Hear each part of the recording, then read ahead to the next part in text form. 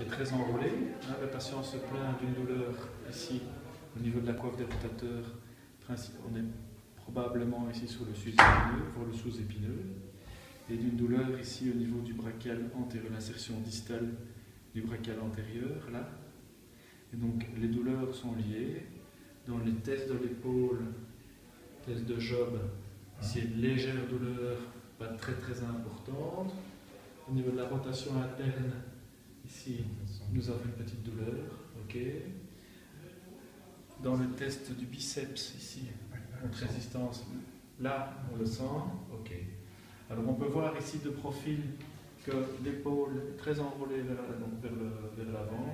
Là on a une petite syphose dorsale et une telle prochaine. Je vais travailler de manière classique sur l'épaule, c'est-à-dire faire une réharmonisation de la gléno-humérale, donc un déroulement de la tête humérale et un abaissement de l'épaule. Si le patient n'a pas mal, hein, je crois qu'il en a pas mal, je peux commencer à travailler en chaîne musculaire. Donc je vais descendre l'épaule, fixer la partie inférieure, commencer à travailler sur la coiffe des rotateurs en venant vers l'abduction, ce qui me permet de travailler sur le sus-épineux, en tout cas sur sa composante d'abduction, donc d'ABD. Je viens vers l'abduction, rotation externe, abaissement. Est-ce que ça tire? À quel niveau? Plutôt au niveau de l'épaule. Plutôt à ce niveau-là? Ok. Si j'ajoute l'inflexion latérale de la tête, est-ce que cette douleur augmente? Enfin, est-ce que cet étirement augmente plutôt? Pas spécialement. Pas spécialement. Ça tire plus bas alors. Ça tire plus bas. Là maintenant, vous commencez à sentir tout l'étirement ici le long de la chaîne antéro-interne du bras. Donc, je vais continuer à travailler en chaîne musculaire sur la composante de rotation des muscles de la coiffe des rotateurs. Donc je vais placer le bras en abduction maximale, évidemment dans les limites de la douleur du patient. Donc la douleur doit rester infime afin de pouvoir travailler sur le seuil douloureux. Ici, Ça va. ça va. Je continue. Je vais chercher. Là, ça commence à tirer. Voilà. Les bras articulés me permettent de maintenir la position, ce qui est très intéressant, puisqu'on va pouvoir faire un travail très qualitatif sur les muscles de la coiffe des rotateurs, et non un travail quantitatif. Donc je vais rechercher la douleur d'étirement, il y a l'étirement, là ça commence à faire mal. Si le patient a mal, je relâche un petit peu la pression. C'est au niveau du biceps. Voilà, c'est au niveau du biceps que ça fait mal. Donc biceps, épaule, les deux douleurs sont liées.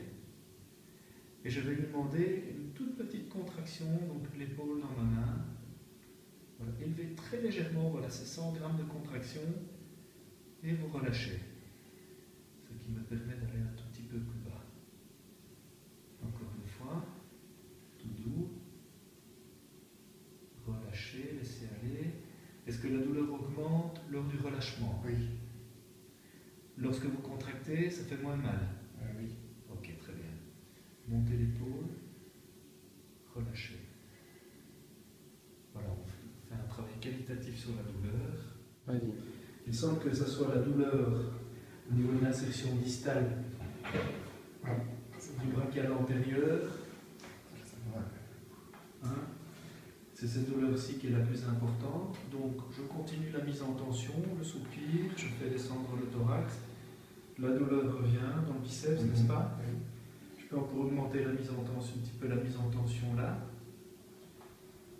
Et je vais faire un ponçage de l'insertion. Vous y sommes? Oui, ça fait moins mal. Oui, là, ça Vous savez que ça fait mal. Ok, donc je vais continuer le traitement, ensuite à faire un ponçage du muscle lorsqu'il est en tension. Je pense que c'est ce qui est le plus efficace.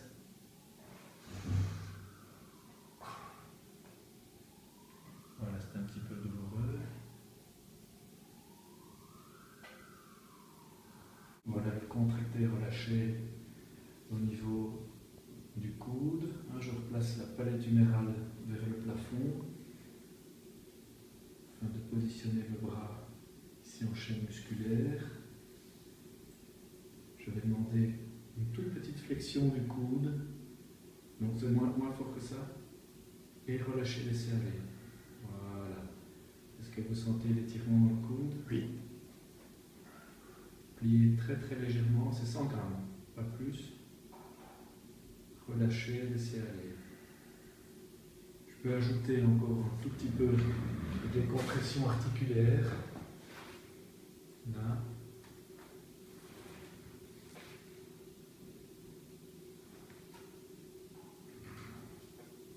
Est-ce que ça tire? Oui. Une toute petite flexion. Et relâchez. Voilà. Donc on applique une contraction isométrique. Donc il n'y a pas d'écartement ni de rapprochement des insertions, mais dans une position qui est de plus en plus excentrée. Donc on est bien dans la piste externe du muscle, ce qui a pour effet de relâcher le tonus neuromusculaire, ce qui permettra un relâchement général, en tout cas le long de cette chaîne antéro-interne du bras. Alors dans le cas qui nous occupe, l'avantage de la méthode que j'utilise ici en chaîne musculaire, c'est qu'elle permet de combiner plusieurs techniques. Déjà le positionnement du bras, du dos, de la nuque, pour travailler de manière globale. Et ensuite, cette position me permet de maintenir l'étirement, donc maintenir la tension, et en même temps encore avoir une main libre pour effectuer un ponçage ou un remplacement articulaire. Les deux douleurs sont liées, puisque le patient présente un enroulement d'épaule et une légère flexion du cou. Donc, dans un schéma de mouvement qui serait probablement ce schéma-ci, l'amener à la bouche. Donc, les deux douleurs étant liées, je travaille les deux articulations en même temps dans la même chaîne musculaire.